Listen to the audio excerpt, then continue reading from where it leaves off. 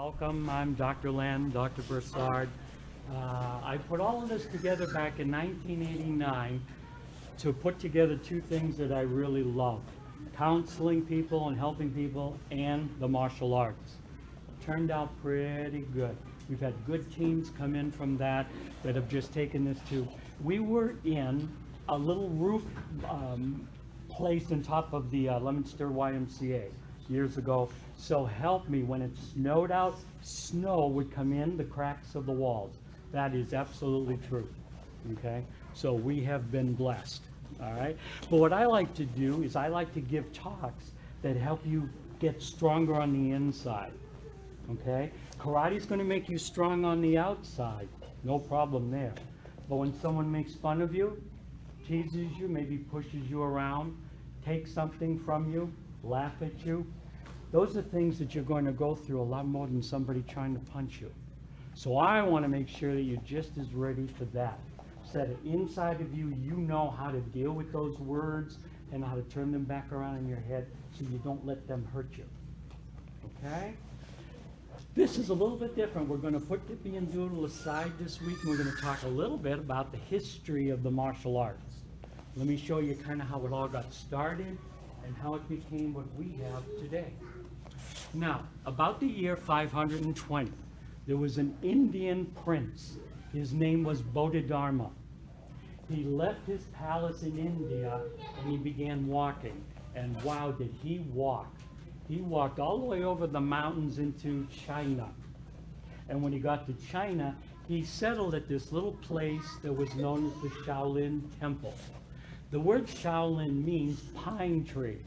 The temple was in the middle of a pine tree forest, so they called it Shaolin Temple.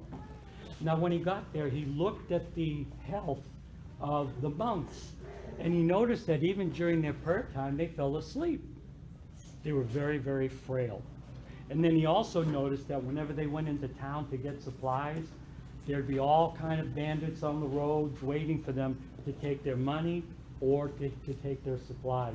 And the monks were just too frail. They just couldn't do anything against all of these attacks. So he decided to show them some breathing exercises, breathing moves that became known as the 18 hands of Lohan. Lohan is another interpretation of the word Bodhidharma. There's a whole bunch. So these are the 18 exercises that he put together. The first one is called lifting sky, and you stood kind of relaxed. You place your fingers on your waist, you inhale, and then exhale as you come down. So on the hips. And there were 17 more of these things that he put together for them. So they practiced. And guess what? It wasn't long. They weren't falling asleep anymore during prayer time. And in fact, the robbers got a whole new image of what the Shaolin monks were all about. No longer were they an easy prey if they wanted to wait for them on that path in the woods, but rather they were now able to defend themselves. And they got a real big reputation for that as well. Okay? Well, time goes on, as it has a way of doing, and the Shaolin monks wanted to come up with a little bit more of a fighting art, a fighting system. Their goal was not self-defense. Their goal was just to develop themselves and to help others develop themselves as best they could be. And so they chose 4 animals and 1 creature from their myths, their mythology, and they used the movements of these, let's say 5 animals, which was the birth of what we now think of as Shaolin Kung Fu. This is where that got started, with these 5 characters. And the influence of these things still exists today. In fact, you can go, if you go online and look at, there's different karate schools that will teach the tiger, the dragon, things like that. You can see that still going on today. From the tiger, tiger's very ferocious, okay, very powerful. Tiger's known for clawing. So if you've done the heel palm claw, if you have fingers set, you've done the heel palm claw. We used to call that the tiger's claw in the old Chinese system that I did. And that comes from the idea of the tiger. The leopard wasn't quite as ferocious, but he was really quick and really precise with strikes. We had a strike, we call it half fist here. We used to refer to this as leopard's paw. Okay, and that we get from the leopard. The snake is very, very flexible. It fits to wherever it is, and it finds strength in that. If, for example, Miss Jen, let's say she comes up and grabs me, the snake would be to come around the arm, see, and just get the person all sort of locked up and then a takedown or something like that. Thank you. Okay? So those were the ideas of the snake and what we got from the snake. Then there's the crane, balance. Balance is where the crane really came in. This is referred to as the crane stance, when you're on one leg like that, as the crane often is. And the crane uses big wing motions. So when you'll see some kung fu, and some of it is done with real big, long motions. That's not really good for street self-defense, but it's beautiful in terms of an art that you learn and get really, really expert at. Okay? And finally, they picked from their mythology the dragon. Now, that's not our dragon here in the West. Ours has wings and flies around and shoots fire, okay? Theirs was very colorful and represented wisdom. So if you know our character Wisdom, that would be pretty much what they are using there. So the idea was to become an expert, to be as good as you can in all of the other motions that you're learning, as well as developing a good character, okay? Now the other thing about dragon is you can't see them because they're not real.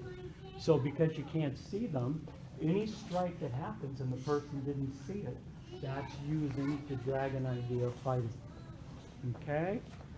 And when the monks finally left Shaolin, they went to different countries and they began teaching their art in these countries. That's how they made their living.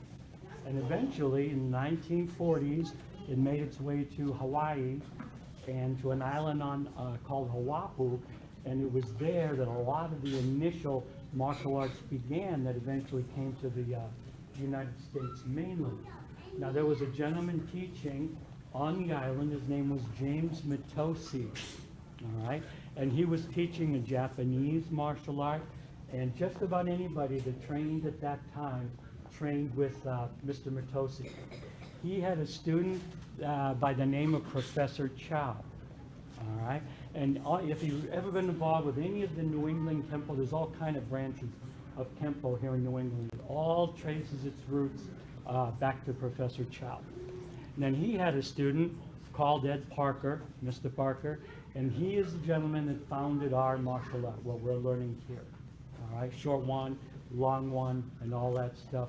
He put that all together to teach people not only motion, but science of motion as well. See, there's a little hidden map that he put in the system. And if you learn how to read his motions, you learn to see what it is that he really truly created. It's pretty cool, okay? Now, Mr. Parker opened his first studio, or second studio, in Pasadena, California, which is only about 20 minutes, half an hour from Hollywood and all the movie stars. So it didn't take long for the people in Hollywood to hear about this guy who opened up a karate school, and because at that time there was no karate schools. He was the first one to rent space like this and put a sign up on the door. There was a guy here before him, and I've worked with him too, but he only taught on military bases to military families and to the military people. And Mr. Parker opened it up to everybody. That didn't make a lot of the folks happy. Some of the teachers that were in Chinatown and things like that got a little bit upset with that, but he didn't care. He wanted everybody to have the opportunity to learn. But because he was involved in the movie star business, he taught a lot of the movie stars. One real famous one that he had is Elvis Presley. Elvis began learning karate when he was in the military, and after leaving, got together with Mr. Parker, began training with him.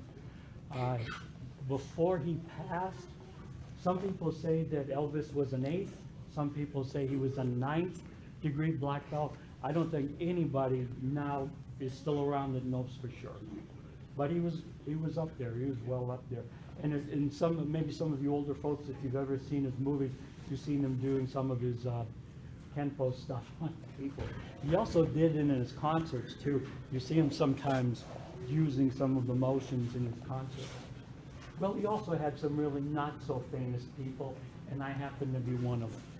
Okay, I got to train with him for about 8 years, and till he passed. He passed in 1990, and then since then we've been trying to keep the art alive, teaching more and more people. He could never even imagine that one day there'd be a screen like that in a karate school that could be used to help people learn.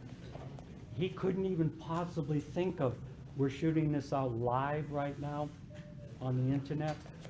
Those things weren't around in 1989, 1990, okay? So hopefully we're bringing it into the 21st century.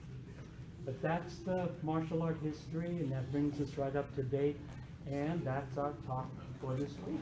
If you have any questions about any of that, please come on up. It's never a problem. If you're interested in learning, I'm interested in teaching, okay? And so until your next visit, stay safe and stay well. I'm going to turn you back over to Miss Jen.